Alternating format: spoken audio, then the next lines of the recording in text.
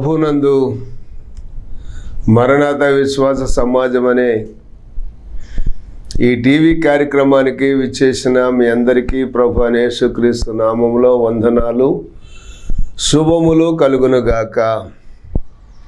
దేవుడు గడిచిన కాలమంతా, గతించిన దినాలన్నీ ఆయన కృప కలిగిన రెక్కల క్రింద మనల్ని కంటికి రెప్పవలే కాచి కాపాడి భద్రపరిచి మరొక మాసంలోనికి మనలను నడిపిస్తూ ఈ విధంగా ఈ టీవీ వర్తమానాల ద్వారా మీ మధ్యకు, మీ గృహాల్లోనికి మరి రావటానికి, ఈ వాక్యాన్ని మీతో కూడా పంచుకోవటానికి ప్రభు మాకు ఇచ్చిన ఈ మంచి ధన్యతను బట్టి, అవకాశాన్ని బట్టి మీకు దేవునికి ఎంతో కృతజ్ఞతలు చెల్లించుకుని ఉన్నాం. పరిశుద్ధ గ్రంథమైన బైబిల్లో గలతీయులకు రాసిన పత్రిక 5వ అధ్యాయము 1వ వచనం మనం చదువుకున్నట్లయితే, ఈ స్వాతంత్రము అనుగ్రహించి క్రీస్తు మనలను స్వతంత్రులుగా చేసి ఉన్నాడు. కాబట్టి మీరు స్థిరముగా నిలిచి మరలా దాస్యమును కాడి కింద చిక్కుకొనకుడి అని మరి అపోస్తలుడైనటువంటి పౌలు మరి మనకు హితబోధ చేస్తున్నట్లుగా మనం చూస్తూ ఉన్నాం. ఈ స్వాతంత్రము అనుగ్రహించి క్రీస్తు మనలను స్వతంత్రులుగా చేసి ఉన్నాడు. కాబట్టి మీరు స్థిరముగా నిలిచి మరలా దాస్యమును కాడి క్రింద చిక్కుకొనవద్దు అనే మాట మన జీవితాలకు, మన ఆత్మీయ జీవితాలకు అది ఎంతో దీవెన కలుగు చేస్తుందని మరి మేము నమ్ముతున్నాం. అలాగే మీరు కూడా విశ్వసిస్తారని మరి భావిస్తూ ఉన్నాం. ఎందుకంటే ఈ రోజున చాలామంది విడుదల పొందాము, స్వేచ్ఛ ఉంది, స్వతంత్రత ఉంది అని చాలామంది మరలా ఆ యొక్క దాస్యం అనేటువంటి కాడి క్రింద చిక్కుకుంటూ ఉన్నారు. దాస్యం అనే కాడి క్రింద మరలా చిక్కుకొని వారు శరీర సంబంధమైనటువంటి క్రియలలో వారు పాలు పంపులు పొంది వారి జీవితాలు చివరికి ఏమాత్రము కూడా ఆశీర్వాదకరంగా మరి లేకుండా చేసుకుంటున్నటువంటి సందర్భాలు మనం చూస్తూ ఉన్నాం. ఇప్పుడు మరలా 5వ అధ్యాయము 13వ వచనం మనం చదువుకున్నట్లయితే అక్కడ ఏమనుందంటే, సహోదరులారా, మీరు స్వతంత్రులుగా ఉండుటకు పిలువబడితిరి. అయితే ఒక్క మాట, మీరు స్వతంత్రులుగా ఉండటానికే పిలువబడ్డారు. అయితే ఒక్క మాట, ఆ స్వాతంత్రము శరీర క్రియలకు హేతువు చేసుకొనక ప్రేమ కలిగిన వారై ఒకనికొకడు దాసులై ఉండుడి. మీరు శరీర క్రియలకు హేతువు చేసుకొనక ప్రేమ కలిగిన వారై ఒకనికి ఒకడు దాసులై ఉండండి. ధర్మశాస్త్రం అంతయు నిన్ను వలె నీ పొరుగువానిని ప్రేమించుము అని ఒక్క మాటలో సంపూర్ణమై ఉన్నది అని వ్రాయబడి ఉంది. దేవుడు మనకు స్వేచ్ఛనిచ్చారు, స్వాతంత్రతనిచ్చారు. మరి గత కాలంలో బానిసత్వంలో మగ్గిపోతున్న మన బ్రతుకులు, అనేక రకాలైనటువంటి బానిసత్వం, ఏదైనా కావచ్చు, ఏ పాప బానిసత్వం అయినా కావచ్చు, మరి వ్యసనాలనే బానిసత్వం కావచ్చు, వాటన్నిటిలో నుంచి కూడా మనలను విడిపించి మన దేవుడు, మన ప్రభువు, మన రక్షకుడు మనకు విమోచన కలుగజేశారు. ఆయన మనకిచ్చినటువంటి ఆ విమోచన కార్యాన్ని మన జీవితాల్లో మనం అనుభవిస్తూ ఇతరులను కూడా మనం ప్రేమిస్తూ ప్రేమ కలిగిన వారై ఒకరికి ఒకడు దాసులై ఉండండి అన్నారు. అలాగే ధర్మశాస్త్రం అంతయు కూడా నిన్ను వలె నీ పొరుగువానిని ప్రేమించుమని ఒక్క మాటలో సంపూర్తి అయి ఉన్నది లేక సంపూర్ణమై ఉన్నది అని వ్రాయబడి ఉన్నది. కాబట్టి మనకు దేవుడిచ్చినటువంటి స్వేచ్ఛను, ప్రభువు ఇచ్చినటువంటి స్వాతంత్ర్యమును మనం శరీర క్రియలకు హేతువు చేసుకోకుండా మనము ఒకరిని ఒకరు ప్రేమిస్తూ నిన్ను వలె నీ పొరుగువానిని ప్రేమించుము అని చెప్పిన మాట మన జీవితాల్లో నెరవేర్చుకుంటూ ఒకరికి ఒకరు దాసులమై ఉండాలి అని దేవుని వాక్యం సెలవిస్తుంది. అయితే మనం ఒకసారి పాత నిబంధన గ్రంథములో 2 సమూయేలు గ్రంథము 11వ అధ్యాయము 2వ వచనం మనం చదివినప్పుడు, ఒకానొక దినమందు ప్రొద్దుకృంగు వేళ దావీదు పడక మీద నుండి లేచి రాజనగరి మిద్దె మీద నడుచుచు పైనుండి చూచుచుండగా స్నానము చేయు ఒక స్త్రీ కనపడెను. ఆమె బహు సౌందర్యవతి అయి ఉండుట చూసి దావీదు దాని సమాచారము తెలుసుకొనుటకై ఒక దూతను పంపెను. అతడు వచ్చి ఆమె ఎలీయుము కుమార్తెయు హిత్తీయుడగు ఊరియకు భార్యయు నై ఉన్న బెత్షెబా అని తెలియజేయగా దావీదు దూతల చేత ఆమెను పిలవనంపించాడు. ఆమె అతని వద్దకు రాగా అతడు ఆమెతో శయనించెను. కలిగిన అపవిత్రత పోగొట్టుకొని ఆమె తన ఇంటికి మరల వచ్చెను. ఆ స్త్రీ గర్భవతి అయి నేను గర్భవతినైతిని అని దావీదునకు వర్తమానము పంపగా, ఈ మాటలు మనం చదువుతున్నప్పుడు దేవుడు మనకు స్వేచ్ఛనిచ్చారు, స్వాతంత్రం ఇచ్చారు. అయితే అన్నీ కూడా చేయదగినవి కాదు అని, అన్నిటి యందు మనకు స్వాతంత్రం ఉండొచ్చు కానీ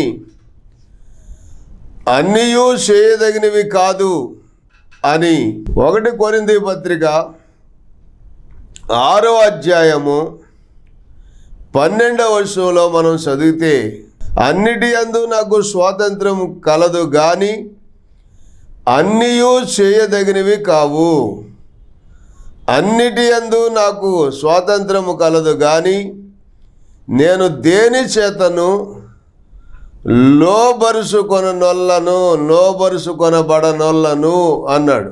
ఏదైనప్పటికీ కూడా దేవుడు మనకిచ్చిన స్వేచ్ఛ, స్వాతంత్రం మనకు ఉండి ఏదైనా చేయొచ్చు అని మనం అనుకుంటే అక్కడ కొన్ని హద్దులు ఉంటాయి. హద్దులు లేకపోతే ఏదైనా చేయొచ్చు అనేటువంటి ఆ ఆలోచనతోనే ప్రతి మనుషుడు కూడా తన ఇష్టానుసారంగా ప్రవర్తిస్తాడు అనటంలో ఈ యొక్క వాక్యం ద్వారా మరి దేవుడు మనం హెచ్చరిస్తున్నటువంటి సందర్భాన్ని మనం చూస్తూ ఉన్నాం.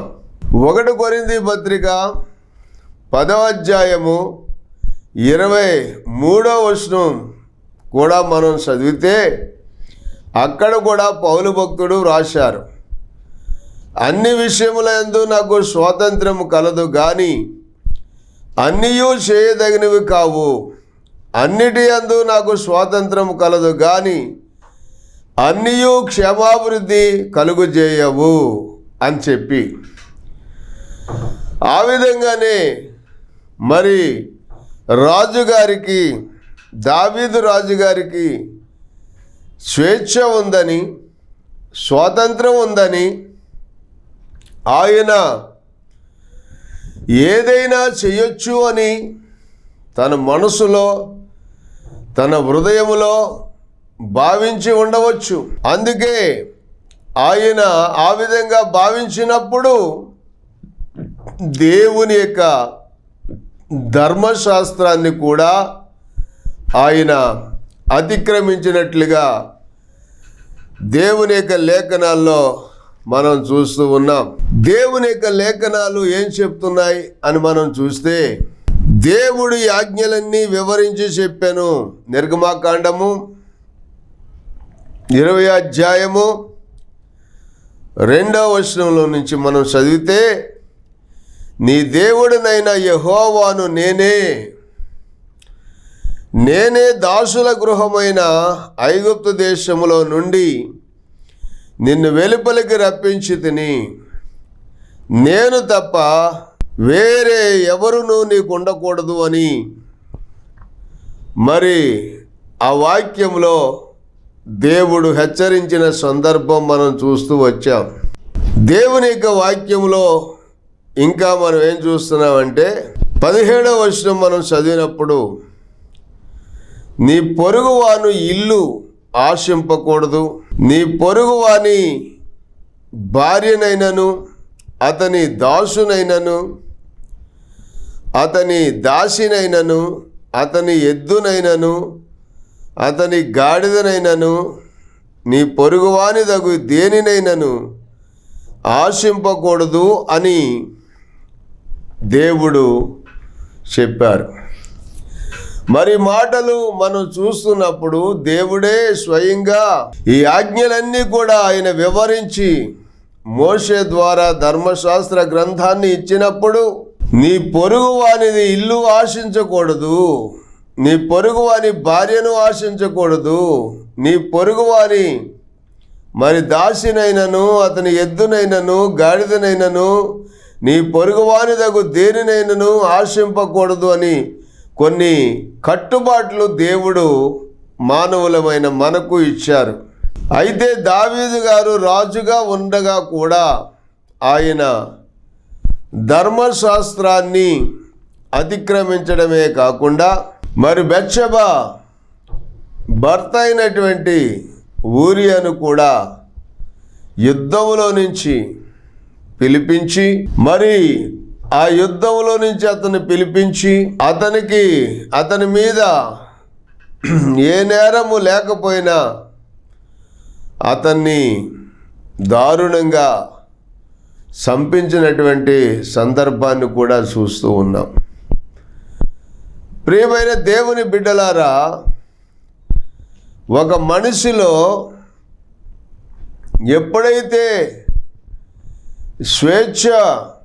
స్వతంత్రత అనేది, ఏదైనా చేయొచ్చు అనేటువంటి ఆలోచన కనుక వస్తే, ఎంత దారుణానికైనా మరి దిగజారేటువంటి పరిస్థితులు ఇక్కడ ఏర్పడినట్లుగా మనం చూస్తూ ఉన్నాం. అందుకనే పౌలు భక్తుడు చెప్తున్న మాట, అన్నిటి యందు నాకు స్వాతంత్రం కలదు కానీ అన్నీ చేయదగినవి కాదండి. అన్నిటి యందు స్వాతంత్రం ఉన్నా అన్నీ చేయదగినవి కాదు. దేవుడు ఏదైతే మన స్వాధీనంలో ఉంచారో, దేవుడు ఏదైతే మన పరిధిలో ఉంచారో వాటిని మాత్రమే మనం మరి చెయ్యాలి. ఆ వాక్యము మాత్రమే మనం నెరవేర్చే వారంగా మనం ఉండాలి. చివరికి ఊరియాను మరి ఆ విధంగా హత్య చేయించినటువంటి దావీదు శరీర క్రియలకు తన జీవితాన్ని అక్కడ హేతువు చేసుకున్నట్లుగా చూశాం. అయితే ప్రియమైన దేవుని బిడ్డలారా, దేవుడు మనకు కూడా స్వేచ్ఛనిచ్చి, స్వతంత్రమునిచ్చి, తన ప్రజలుగా, తన బిడ్డలుగా మనలను ఆయన సన్నిధిలో జీవింపజేస్తూ, ఒకప్పుడు పాప బానిసత్వం నుండి, శాప బానిసత్వం నుండి అనేకమైనటువంటి ఇబ్బందికరమైన పరిస్థితుల నుంచి ప్రభు అయిన యేసు క్రీస్తు తన రక్తం చేత మనలను విడిపించి విమోచించి తన ప్రజలుగా మనను చేసుకొని ఈ రోజున స్వేచ్ఛ స్వతంత్రాలు కలిగిన ప్రజలుగా ఉండటానికే దేవుడు మనలను ఏర్పరచుకున్నారు. అందుకే ప్రియమైన దేవుని బిడ్డలారా, మనం గమనించినట్లయితే మానవ తప్పిదములలో అతిక్రమము అపరాధము కలిగినప్పుడు ఏ ఒక్కరైనప్పటికీ కూడా, రాజులైనప్పటికీ కూడా వారు తిరిగి మరలా దేవుని యొక్క సన్నిధికి వచ్చి దేవుని ప్రజలుగా పశ్చాత్తాపం పొంది మరి దేవుడు ఇచ్చినటువంటి ఆ యొక్క కృపను పొందవలసిన వారై ఉన్నారు అని ఇక్కడ దావీదు తనకు ఇచ్చినటువంటి స్వేచ్ఛను శరీర క్రియలకు హేతువు చేసుకున్నందున దేవుడు దావీదు రాజుని కూడా శిక్షించడానికి దేవుడు నాతాను ప్రవక్తను పంపించి మరి అక్కడ దావీదును గద్దించినట్లుగా మనం చూస్తాం. తరువాత మరి మరొక ప్రవక్త అయినటువంటి గాదును పంపించి ఇక్కడ హెచ్చరిక చేయించినట్లుగా మనం చూస్తున్నాం. 2 సమూయేలు గ్రంథము 24వ అధ్యాయము 14వ వచనం మనం చదువుకున్నట్లయితే తన దగ్గరకు వచ్చినటువంటి గాదు అనేటువంటి ప్రవక్త చెబుతూ ఉన్నాడు. ఏమనంటే, నీవు చేసినటువంటి ఆ యొక్క శరీర కార్యాలను బట్టి, నువ్వు తీసుకున్న స్వేచ్ఛ స్వతంత్రాన్ని బట్టి దేశం మీదకి 7 సంవత్సరాలు క్షామము అనగా కరువు కలగబోతుంది. దానికి నువ్వు ఒప్పుకుంటావా, లేక నిన్ను తరుముస్తున్న నీ శత్రువుల ఎదుట నిలవలేక 3 నెలల పాటు పారిపోవటానికి ఒప్పుకుంటావా,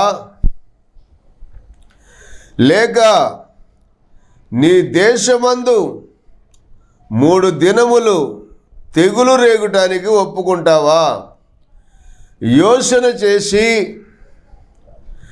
నన్ను పంపిన వారికి నేను ఏమి సెలవియ్యాలో అది నాకు జవాబు చెప్పు అని చెప్పి తన దగ్గరకు దేవుని చేత పంపబడిన ప్రవక్త వచ్చి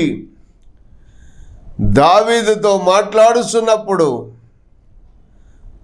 దావీదు అంటున్నాడు, 14వ వచనం మనం గమనిస్తే అక్కడ ఏమని మరి ప్రవక్తకు సెలవిస్తున్నాడు అని మనం ఆలోచన చేస్తే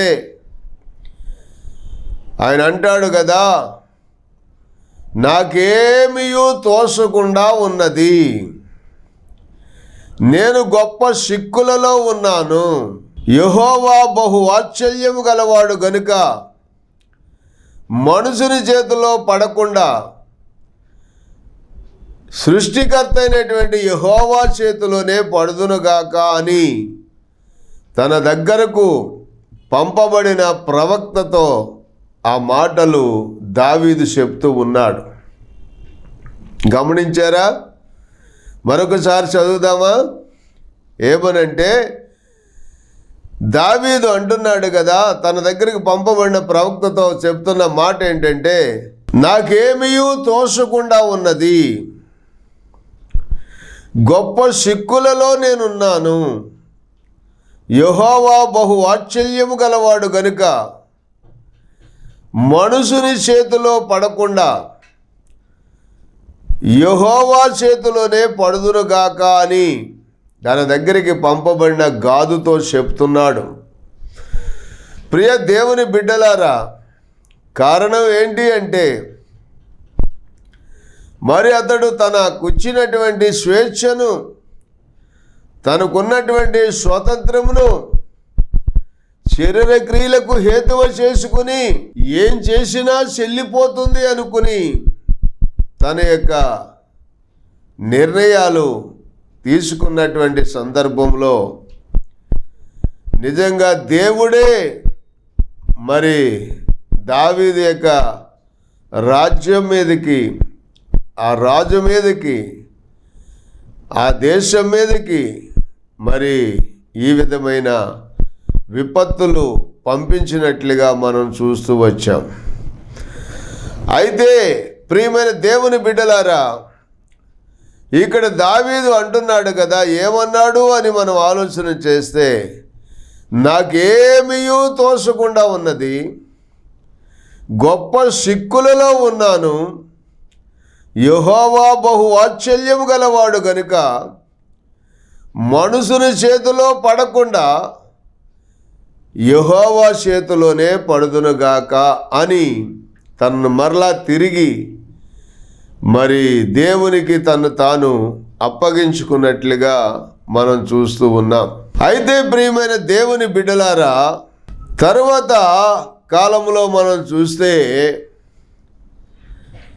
దేవుని యొక్క దూత ఆ ప్రజల మీదకి భయంకరమైనటువంటి తెగులు రావటంతో ఇశ్రాయేలు ప్రజలు 70,000 మంది మృతి పొందినట్లుగా ఆ లేఖనాల్లో చూస్తూ ఉన్నాం. అయితే దావీదు ఏమని ప్రార్థన చేస్తున్నాడు అంటే, అయ్యా, పాపము చేసిన వాడను నేను, స్వేచ్ఛగా నా యొక్క ఆలోచన చేత స్వతంత్రం ఉంది కదా అని చెప్పి నేను ఈ విధంగా మరి పాపము చేసిన వాడను నేనే కదా, దుర్మార్గంగా ప్రవర్తించిన వాడను నేనే కదా, గొర్రెల వంటి వీరేమి చేశారు, అయ్యా దయచేసి శిక్షించాలి అనుకుంటే నన్ను శిక్షించండి, నా ఇంటి వారిని శిక్షించండి అని మరి దేవుని యొక్క సన్నిధిలో ఆయన మొరపెడుతూ ప్రార్థన చేశాడు. ప్రియమైన దేవుని బిడ్డలారా, ప్రార్థన చేసి పశ్చాత్తాపంతో ప్రభు సన్నిధిలో అడిగినప్పుడు, వేడుకున్నప్పుడు ఎంత ఘోర పాపినైనా క్షమించే హృదయము మన ప్రభువుకి ఉంది. క్షమాభిక్ష పెట్టి మరలా తిరిగి వారిని తన బిడ్డలుగా చేర్చుకోవటానికి రాజులైనా, అధికారులైనా, సామాన్యులైనా, సామంతులైనా, ధనికులైనా, దరిద్రులైనా ఎవరినైనప్పటికీ కూడా మరి దేవుడు క్షమించి తిరిగి మరలా తన బిడ్డలుగా చేసుకోవటానికి ఆయన సిద్ధంగా ఉన్నాడు. అందుకనే ఇక్కడ మరి ఆ యొక్క తెగులు వాళ్ళ మీద నుంచి తొలగిపోవటానికి ఏం చేయాలి అని ఆలోచన చేసినప్పుడు దేవుని దూత ఒక ఆలోచన ఇస్తే, అప్పుడు దావీదు ఇక్కడ అరౌనా అనేటువంటి ఒక వ్యక్తి దగ్గరకు వచ్చి, అయ్యా, ఇదిగో నీ యొక్క స్థలము, నీ యొక్క కళ్ళము, మరి దేవునికి బలిపీఠం కట్టడానికి, దేవుని సన్నిధిలో ప్రజల మీదకు వచ్చినటువంటి తెగులు ఆగిపోవటానికి, ఇక్కడ దహన బలిని అర్పించడానికి మరి నీ యొక్క కళ్ళమును దేవుని కొరకు ఇవ్వాలి అని చెప్పి అడిగినప్పుడు, అక్కడ ఉన్నటువంటి అరౌనా అనేటువంటి వ్యక్తి అన్నాడు కదా, అయ్యా రాజా, ఇవన్నీ నీకు ఇస్తాను, నీ దేవుడైన యెహోవా నిన్ను అంగీకరించునుగాక అని రాజుతో అన్నప్పుడు రాజుగారు అలా కాదు, నేను వెలకి కొని దహన బలి అర్పిస్తాను, బలిపీఠం కట్టి దహన బలి అర్పిస్తానని అక్కడ మరి కళ్ళమును ఎడ్లను 50 తులముల వెండికి కొని అక్కడ దావీదు యెహోవా నామమున బలిపీఠము కట్టించి దహన బలులను సమాధాన బలులను అర్పించారట. అలాగ చేసిన తరువాత యెహోవా దేశము కొరకు చేయబడిన విజ్ఞాపనలను ఆలకింపగా ఆ తెగులు ఆగి ఇశ్రాయేలీలను విడిచిపోయెను. దేవునికి స్తోత్రం. ఎంత గొప్ప మాట చూశారా ప్రియ దేవుని బిడ్డలారా. ఒక మనుషుడు తీసుకున్నటువంటి ఆ యొక్క నిర్ణయాలు కొన్నిసార్లు దేవునికి కోపం పుట్టిస్తే మరి ఆ కోపం మూలంగా వచ్చే తీర్పుకు దేవుని యొక్క ప్రజలు మనము మరి బలి అవ్వబోతున్నప్పుడు మరలా వెంటనే మనం పశ్చాత్తాపపడి ప్రభు సన్నిధిలో ప్రార్థన చేసి ప్రభువుని వేడుకొని క్షమాపణ పొందాలి.